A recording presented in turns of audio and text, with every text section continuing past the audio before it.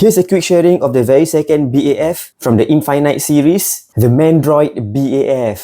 This figure reuses some parts from the Ironmonger BAF. It has the same legs and I think the arms are quite the same except that the MANDROID has the weapons on it. The torso is also slightly different from the Ironmonger, but overall they do kind of look similar. I think I used to have like around 10 of these because the whole wave went on sale back then, so I bought a few waves, sold off the figures, and I had plenty of MANDROID BAF. But I've sold most of them over the years. These two have actually been paid for already, so this is like my last video of them and I will have no more MANDROID BAF. And just for sharing, back then it was very easy to get the arms because the arms are repeated in the wave. The one that is the most difficult to get back then is actually the torso because Black Widow was quite in demand. It was difficult to find the torso, or the torso was sold separately but kind of like slightly more pricey. And it's also kind of funny that in the promotional picture, Black Widow is actually holding on to the gun that is supposed to be on MANDROID. Here's a closer look. The printing of the shield logo on the torso is really clean. The head is kind of like slightly depressed in this circular gap at the top of the torso. And the gun is a separate piece just attached by this peg into the hole over here. So it can kind of rotate slightly left and right. No movement up and down.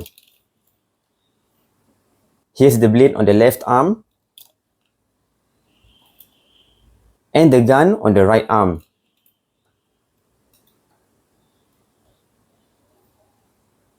For the articulation, it's actually quite decent except for the arms. There's plenty of articulation for the head. It can rotate, it can tilt left and right. It can also go downwards and also upwards like this. Here's how the neck joint looks like. Just a solid piece of ball peg and you just attach the head on it. There's rotation at the mid-torso joint. It can move slightly front and back. A bit of sideways movement. As I mentioned earlier, the articulation of the arms isn't that great. It can rotate. It doesn't have any bicep swivel. It can go up and down. And the elbow joint isn't that great. Look at that. You can only do this much movement. It can rotate at the elbow though, but kind of slightly restricted because of the hose over here. And for the fist, it can rotate, but no hinge joint, just this rotation. Ball hip joints does allow a decent amount of split. It can go up to the front this much. Rotation at the ball hip joint. Double hinge knee joints.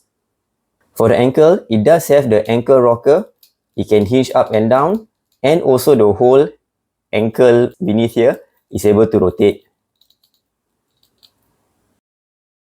For size comparison, here's a very old Shield Agent and Quake. The MANDROID is quite bigger in size compared to these normal sized characters. And here's Crimson Dynamo. He actually uses the same legs, just repainted.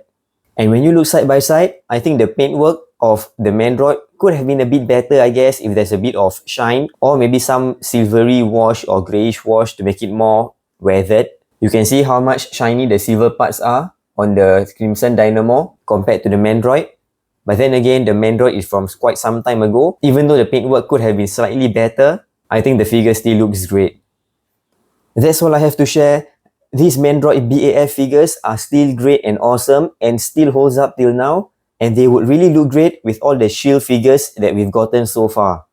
Thanks for watching. Do check out my other reviews at my channel.